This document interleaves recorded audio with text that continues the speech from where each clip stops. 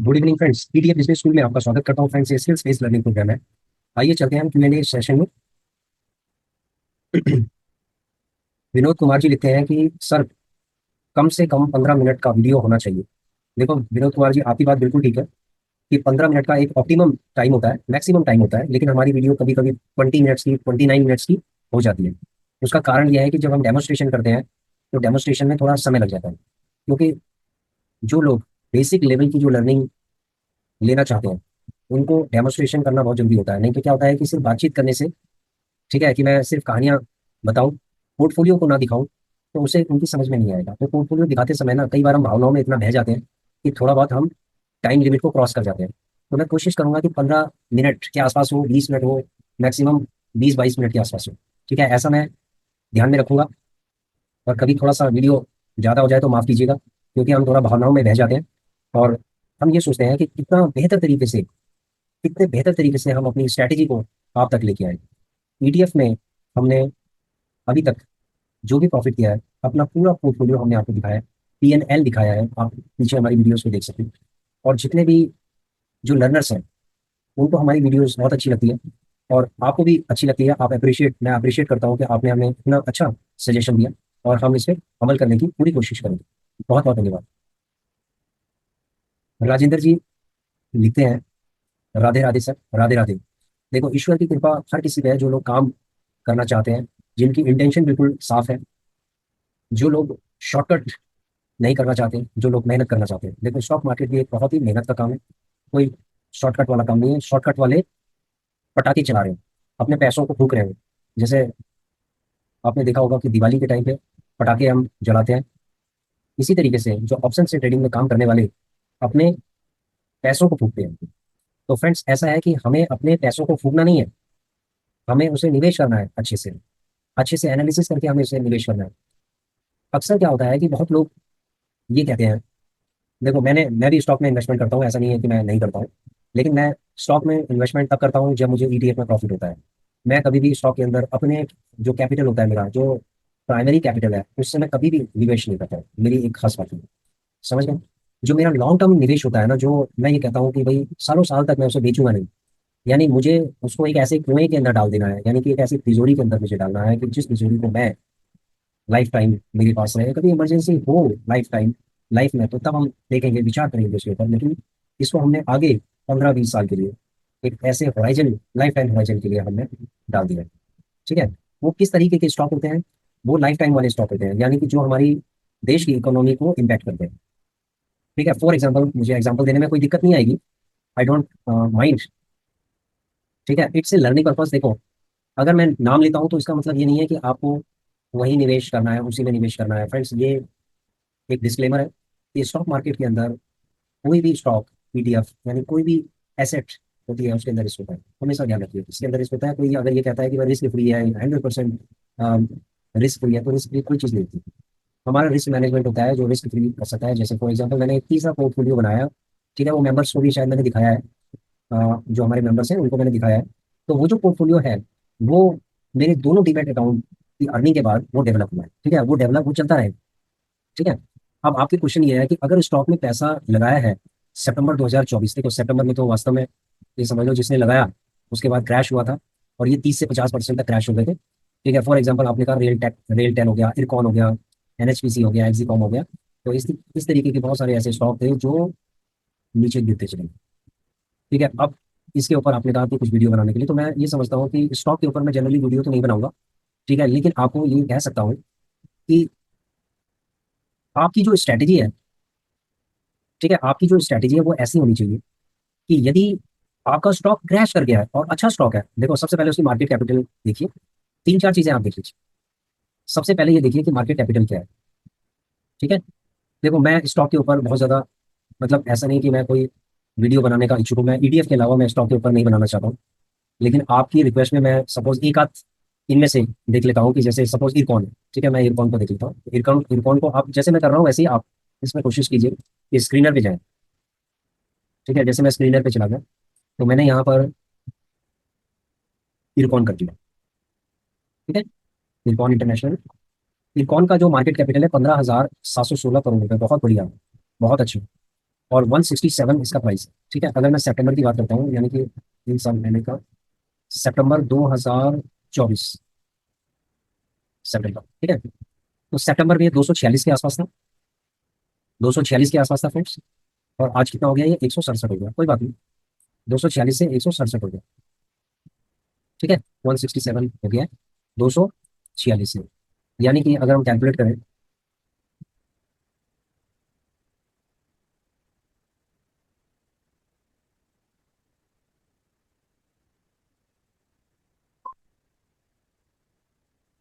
246, 167,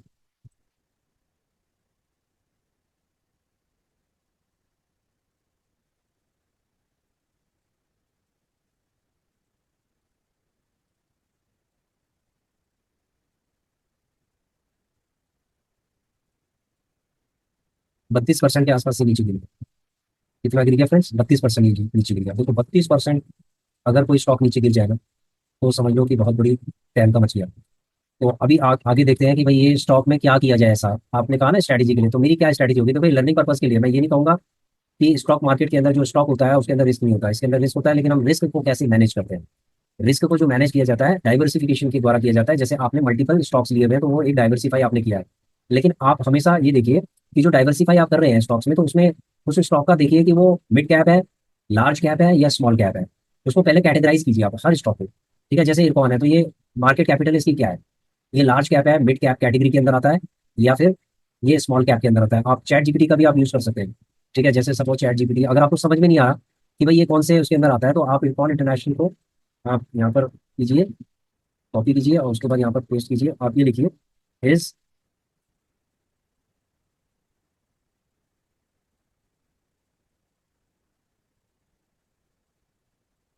is large cap और mid cap और small cap. ठीक है, प्लीज एक्सप्लेन। आपने किया, चैट जीपीटी से पूछा, चलो अब ये बता रहा हूँ। ठीक है, अब इसने बता दिया, देखिए ये जो इरकॉन इंटरनेशनल लिमिटेड है falls under the mid cap, यानी कि मिड कैप का, तो इसने गिरना ही था मिड कैप में। ठीक है, क्योंकि जो स्मॉल कैप और मिड कैप है ना वो नीचे गिर गए। ठीक है, तो जनरली क्या है कि ये मार्केट अगर कैपिटल इसका है 15,000 करोड़ से ऊपर है तो वो मिड कैप की कैटेगरी में आ सकता है। ठीक है, तो अलग अलग उन्होंने दिया हुआ है, लेकिन हम इसको मिड कैप की कैटेगरी के अंदर ले सकते हैं। तो लार्ज कैप 50,000 करोड़ से जो ऊपर होगा, यहाँ कैटेगरी देख लेते हैं। देखिए 50,000 करोड़ से अगर ऊपर होगा कोई तो लार्ज कैप, 100 कंपनीज है इसलिए। 5,000 करोड़ से 5,000 करोड़ से लेकर और 50,000 करोड़ के जो बीच में होंगी वो होंगी मिड कैप। तो ये 15,000 करोड़ है, इसका मतलब मिड कैप है। और जो 5,000 करोड़ से नीचे होती है उनको कहते हैं स्मॉल कैप। तो ये आप देख लीजिए। ठीक है, इसने इतना अच्छा एक्सप्लेन किया।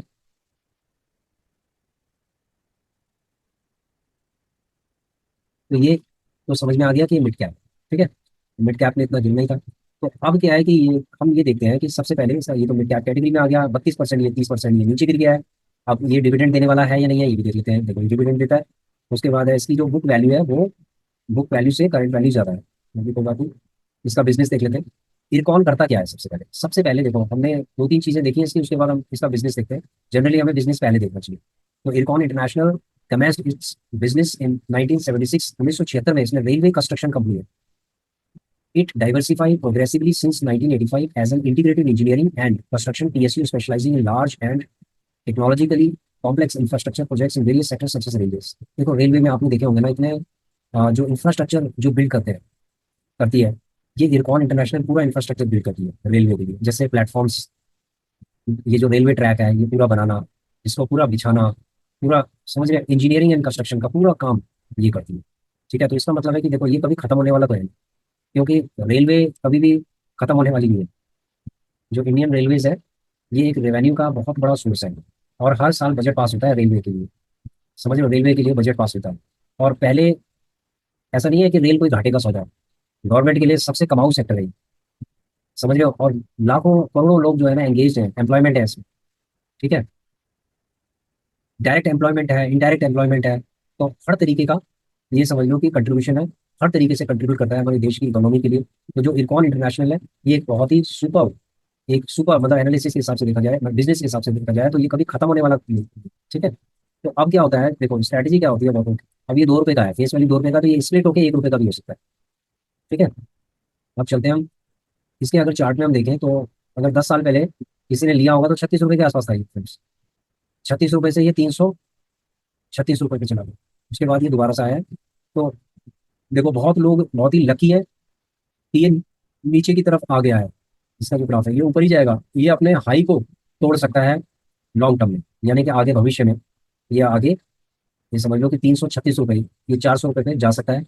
लेकिन लॉन्ग टर्म का है ये जो खिलाड़ी है, जो खेल खेलता है, ये लॉन्ग टर्म के लिए खेलता है। ये कोई शेयर कोई 1 साल 2 साल वाला शेयर नहीं है फ्रेंड्स, ये 10 साल में 10 साल वाला शेयर है। ठीक है, 5 साल 10 साल। ठीक है, कंपनी ऐसे maintaining healthy dividend pay out, ये डिविडेंड दे रहा है। ठीक है, लेकिन इसके ड्रॉबैक्स भी है कुछ, जैसे कंटीजेंट लाइबिलिटीज है। उसके बाद earning includes other income, debtors days have increased 33 to 45 days. ठीक है, प्रोमोटर होल्डिंग डिक्रीज 3 ईयर्स में 8% की कम हुई है। तो देखो ये क्या है, प्रोमोटर्स बढ़ सकते हैं। ठीक है, डेटर्स डेज भी हो सकते हैं, अर्निंग इसकी बढ़ सकती है, कॉन्टीजेंट लाइबिलिटीज इसकी कम हो सकती है, तो ये सारी चीज़ें कम हो सकती है। ठीक है, समय के साथ साथ ही कम हो सकती है, ऐसा नहीं है कि ये चीज़ें बड़ी परमानेंट है, कोई भी चीज़ परमानेंट नहीं है। ठीक है, तो अभी इसका कैश फ्लो देख लेते हैं सबसे पहले। इसके जो कॉम्पिटिटर्स है, क्लियर जो कंपेरिजन में देखा जाए तो जैसे रेल विकास, एनबीसीसी, सेल्स। अभी इसकी जैसे मार्च 2025, जनवरी के लिए उसने बाद में कर दिया है, मार्च की इधर कर दिया। देखो जनवरी की अगर देखेंगे तो 1783, सॉरी 1786 सेल्स थी, सेल्स बढ़ गई थी कभी। अब देख रहे हो 2025 में कितनी थी, जनवरी में कितनी थी, 1700 कुछ थी, और ये 3400 थी, यानी डबल हो गई सेल्स। ठीक है, एक्सपेंसेस भी इसके बढ़ गए हैं, जब सेल बढ़ती है तो एक्सपेंसेस भी बढ़ते हैं। ऑपरेटिंग प्रॉफिट भी इसके बढ़ गया, देखिए प्रॉफिट बढ़ा, ऑपरेटिंग प्रॉफिट बढ़ गया। ठीक है, जो नेट प्रॉफिट है वो भी बढ़ गया, 164 से 212 हो गया। ठीक है, और ईपीएस भी बढ़ा, यानी कि अर्निंग पर शेयर भी बढ़ गया इसका।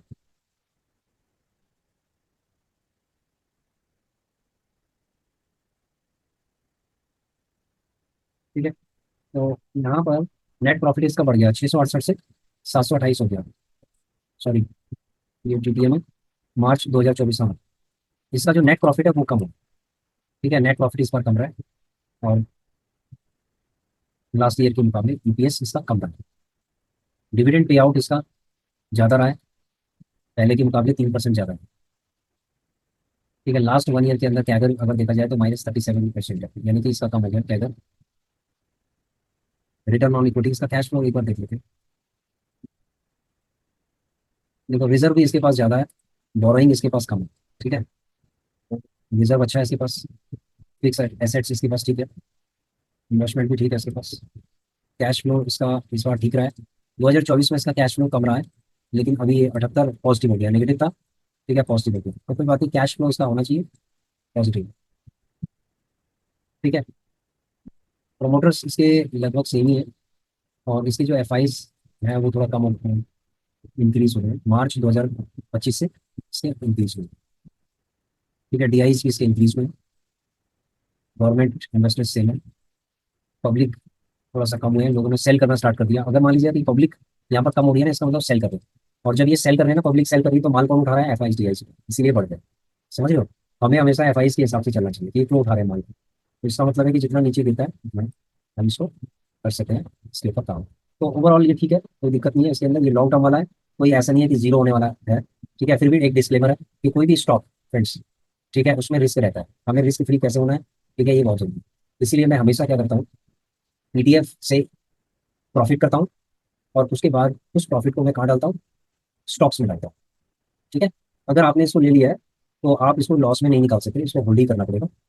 ठीक है, होल्ड करना पड़ेगा, क्योंकि होल्ड करने के बाद ये आपको पॉजिटिव की तरफ ले जा सकता है भविष्य में।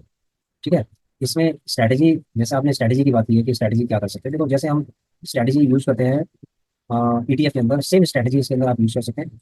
जैसे सपोज मान लीजिए आपके पास क्वांटिटी है 100 की। ठीक है, सपोज 100 की क्वांटिटी है, और आपने टारगेट किया कि भाई मुझे मुझे इसके अंदर कम से कम 500 क्वांटिटी मेरे को डेवलप करनी है इसकी। 500 क्वांटिटी डेवलप करनी है, तो आप किस किस रेंज में इसको लेंगे? जब जब इसका आरएसआई कम होगा ना, तब तब आप इसको उठाते जाएंगे। तो जैसे अभी मैंने देखो, जैसे ये इनके ऊपर मैंने बहुत रिसर्च किया है। ठीक है, ये जितने भी हैं, तो मैं थोड़ा सा यहाँ पर नोट कर लेता हूँ इसको। ठीक है फ्रेंड, मैं यहाँ पर ले लेता हूँ एक कॉल।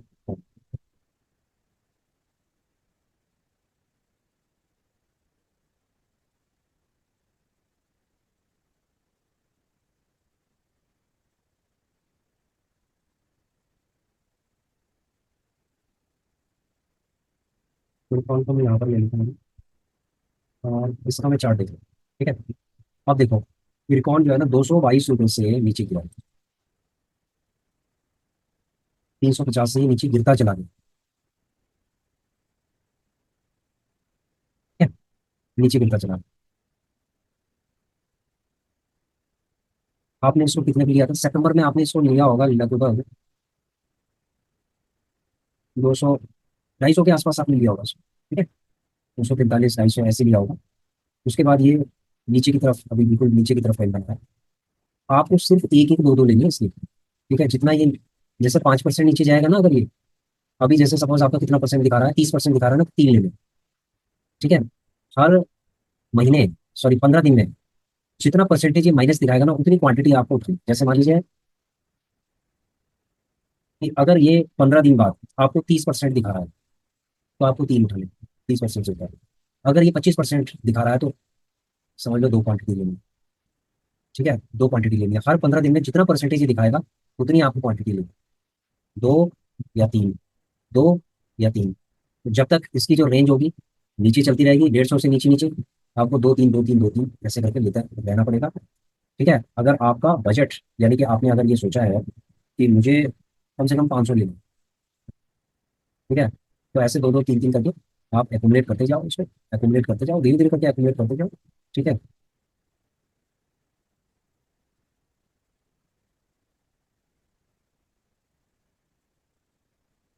बाकी इसके बारे में अगर कोई न्यूज़ अगर आपको देखनी है, पढ़नी है, तो इसके बारे में आप न्यूज़ आप पढ़िए कि ये क्यों गिरा। जनरली क्या होते हैं कि ये जो डिविडेंड पेइंग स्टॉक्स है ना, जब एक बार डिविडेंड का अनाउंसमेंट कर देते हैं और जब डिविडेंड डिसबर्स कर देते हैं, तो ये गिरना स्टार्ट कर देते हैं। ये हमेशा गिरते ही गिरते हैं, समझ लो, गिरते ही गिरते हैं।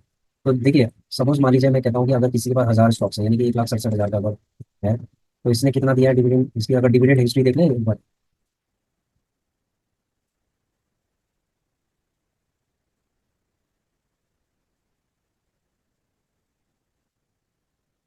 थोड़ा सा वीडियो बड़ी बन जाएगी, लेकिन क्वेरी को रिजॉल्व करना, क्वेरी को समझना बहुत जरूरी है। देखिए फ्रेंड्स, अगर आप डिविडेंड की बात करते हैं ना, तो ये हो गया आपका 180, हर साल डिविडेंड ये देगा, यानी कि डिविडेंड पेइंग स्टॉक है। ठीक है, ये थोड़ा सा डिविडेंड देता है, बहुत ज़्यादा इसका डिविडेंड का नहीं है। ठीक है, पहले इसने बहुत अच्छे अच्छे डिविडेंड दिए, जैसे 10 और 10, 20 रुपये, 20 रुपये पर शेयर दिया इसने। ठीक है, ये देखिए, इसने 2011 में 26 + 34, 24, मतलब आप ये लगा लो कि कितना हो गया ये, 50 रुपये इसने दिए। कितना जबरदस्त है। 2010 में इसने कितना दिया?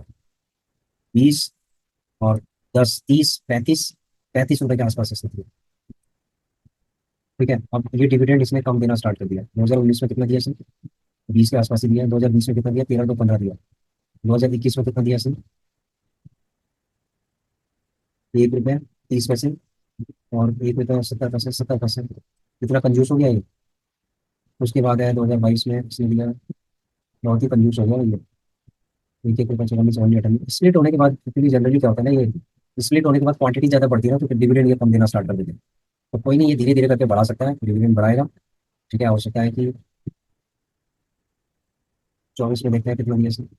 1 रुपये 80 पैसे और 1 रुपये 30 पैसे। ठीक है, तो फ्रेंड्स ऐसा है, भविष्य में हो सकता है कि ये 50 50 रुपए का भी डिविडेंड दे सकता है। ठीक है, इसने, ये चेक कर लेते हैं कि स्प्लिट हुआ है। ठीक है, अब देखो, 10 थे, 10 के बदले 2 हो गया, यानी कि 1 के बदले 5 इसने दिए शेयर्स। तो ऑब्वियसली अगर किसी के पास मान लीजिए 5 हजार होंगे, अगर किसी के पास, तो 5,000 हो गए। और जो 5,000 हो गए, तो उनका डिविडेंड कितना होगा इसका? और अगर मान लीजिए किसी के पास 32 रुपए के, अगर किसी के पास मान लीजिए 32 रुपए के 5,000 अगर शेयर या 10,000 शेयर रहे होंगे, तो 10,000 × 5 कितना होंगे? 50,000 शेयर। तो 50,000 शेयर होने का मतलब आप समझ रहे होंगे कि 1 रुपये भी अगर ये देगा तो 50,000। तो ये इस हिसाब से डिविडेंड दे रहा है, क्योंकि नंबर ऑफ शेयर्स बढ़ गए। ठीक है, पहले नंबर ऑफ शेयर्स कम थे, अब number of shares share holder के पास ज़्यादा हो गए, तो इसीलिए इसने डिविडेंड देना कम कर दिया। ठीक है, स्प्लिट होने के बाद।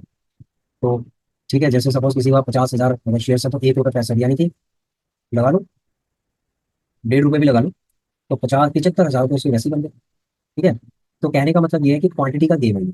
और अगर आपके पास मान लीजिए 1,000 स्टॉक्स है इसके, तो आप इसके 5,000 करने की कोशिश करो। और अगर आपके पास 100 स्टॉक है तो 1,000 करने की कोशिश करो। और अगर आपके पास 500 है तो 2,000 करने की कोशिश करो। तो डिविडेंड पेइंग जो स्टॉक्स होते हैं ना, जो लगातार जिनकी हिस्ट्री होती है, वो हमेशा देते हैं डिविडेंड। और वो डिविडेंड बढ़ा भी सकते हैं, घटा भी सकते हैं। आपको सिर्फ क्वांटिटी पे फोकस करना है, और ये समझ लो कि जितना नीचे गिरेगा उतनी आपकी क्वांटिटी बढ़ती जाएगी। ठीक है, और जब क्वांटिटी बढ़ती जाएगी तो एक टाइम ऐसा भी आ सकता है कि आपके पास क्वांटिटी हो 5,000 की, और ये एक के बदले दो दे देगा आपको, या एक के बदले दो दे देगा, स्प्लिट कर देगा। 2 रुपए का है, तो 5,000 आपके पास होंगे तो इंटू 10 कितना हो गया, 10,000 हो गया। यानी कि 10,000 इरकॉन के अगर आपके पास होंगे भविष्य में, और अगर इसने पाँच सॉरी इसने अगर 50 रुपये अगर इसने डिविडेंड दे दिया, मैं कहता हूँ चलो 50 रुपये भी नहीं, इसने 25 रुपये भी डिविडेंड दिया होगा, 30 रुपये भी दिया होगा। अगर इसने 25 रुपये भी आपको डिविडेंड दे दिया, तो 25 इंटू 10,000 आप लगा लो, 10,000 इंटू 25 आप लगा लो कितना हो जाएगा, आप खुद कैलकुलेट कीजिए। समझ रहे हो फ्रेंड्स, तो ये डिविडेंड पेइंग स्टॉक्स है। ठीक है, ये बहुत अच्छा इसका इतिहास है, पीछे से चल रहा है। तो जो मेरी एनालिसिस है वो मैंने आपको बताई है friends. I am not a SEBI registered, but जो एक्सपीरियंस होता है, ठीक है, एज ए एजुकेशनल पर्पज के लिए जो वीडियो मैं आप लोगों के बना रहा हूँ, ठीक है, उसको आप उसके बारे में आप स्टडी कर सकते हैं। ठीक है फ्रेंड्स, तो ये कौन का मैंने आपको बताया।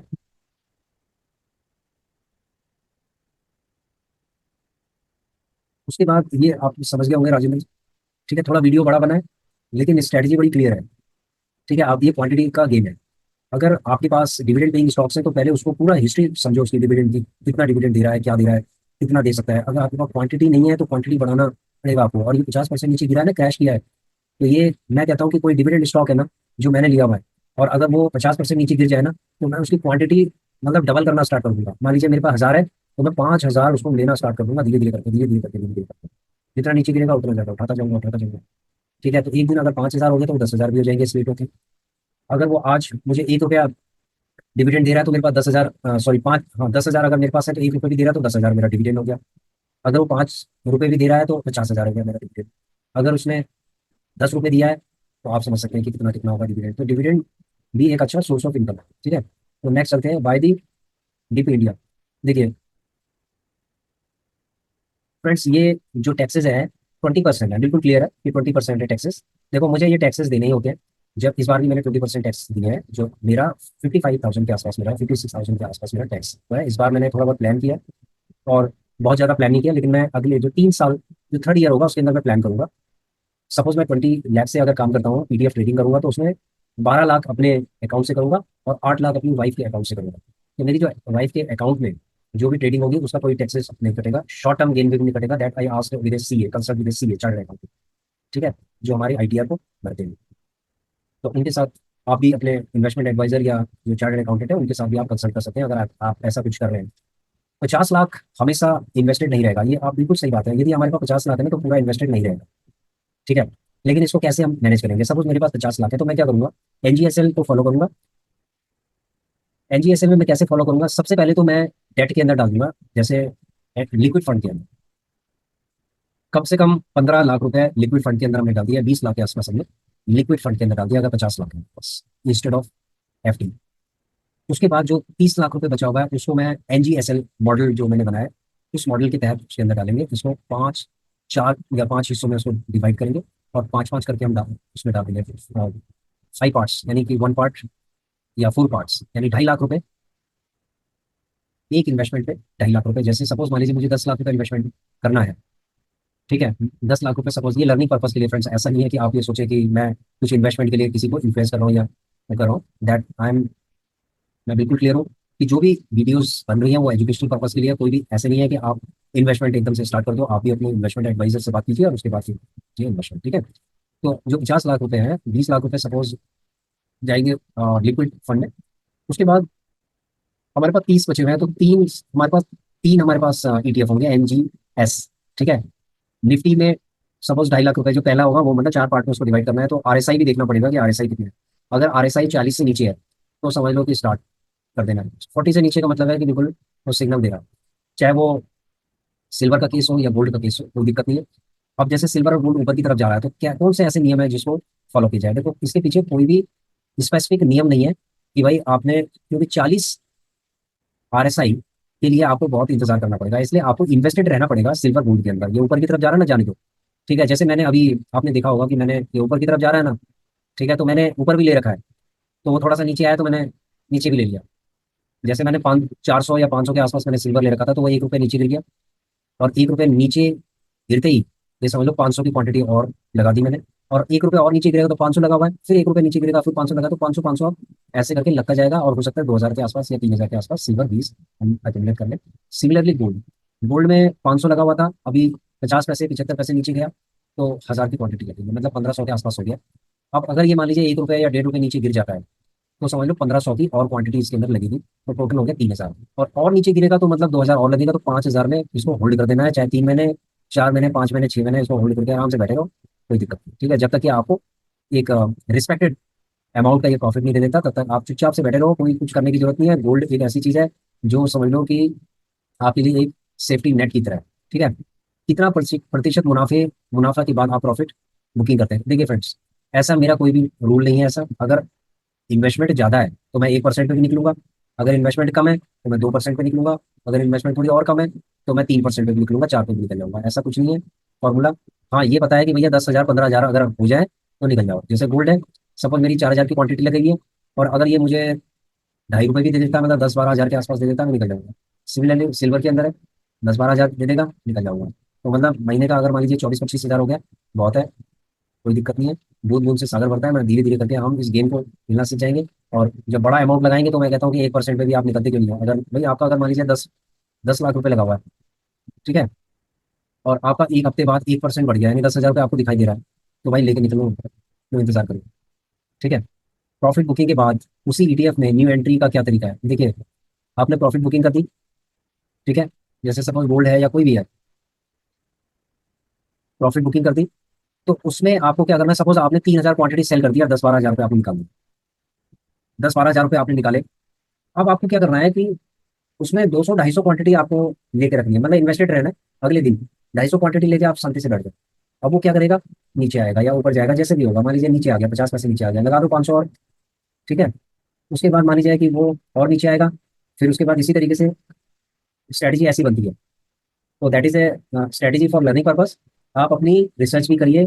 ठीक है, ऐसे नहीं कि किसी के कहने पे, मेरे कहने पे आपने लगाना स्टार्ट कर दिया। तो फ्रेंड्स, किसी के कहने पे नहीं लगाया जाता, अपनी खुद की अपनी स्ट्रैटेजी बनाओ। जो हम स्ट्रैटेजी आपको सिखा रहे हैं, उस स्ट्रैटेजी को सीखो और उससे बेहतर स्ट्रैटेजी आप बनाइए, तभी आप एक अच्छी लर्नर होंगे। हमने जो बनाई है ना, उससे बहुत ही अच्छी बनाओ। ठीक है फ्रेंड्स, ठीक है, वो डिपेंड करता है आपका रिस्क एपेटाइट कैसा है। तो आई होप कि जो क्वेश्चंस हैं उनका आंसर देने के लिए मैं एलिजिबल हुआ, और आशा करता हूँ कि आपको जो आंसर्स थे वो सेटिस्फाइड हुए। अगर नहीं हुए तो प्लीज़, अगर कुछ पॉइंट ऑफ डिस्कशन है ऐसा जो आपको लगता है कि हमें और करना है लर्निंग पर्पज़ के लिए, तो फिर कमेंट करके आप बताइएगा। ठीक है, जो क्वेश्चंस होते हैं ना, इससे और लोग भी सीखते हैं, तो आप लोग क्वेश्चन जरूर किया करो। जैसे ये क्वेश्चंस है ना, बहुत अच्छे क्वेश्चंस हैं, दीज आर बहुत ब्रिलियंट क्वेश्चंस हैं। इस तरीके से जो क्वेश्चंस होते हैं ना, उसमें हमारी जो मतलब मेंटल वायर है ना, ये भी, ये समझ लो हमारे जो दिमाग का पैराशूट है ना, ये खुलना स्टार्ट हो जाता है।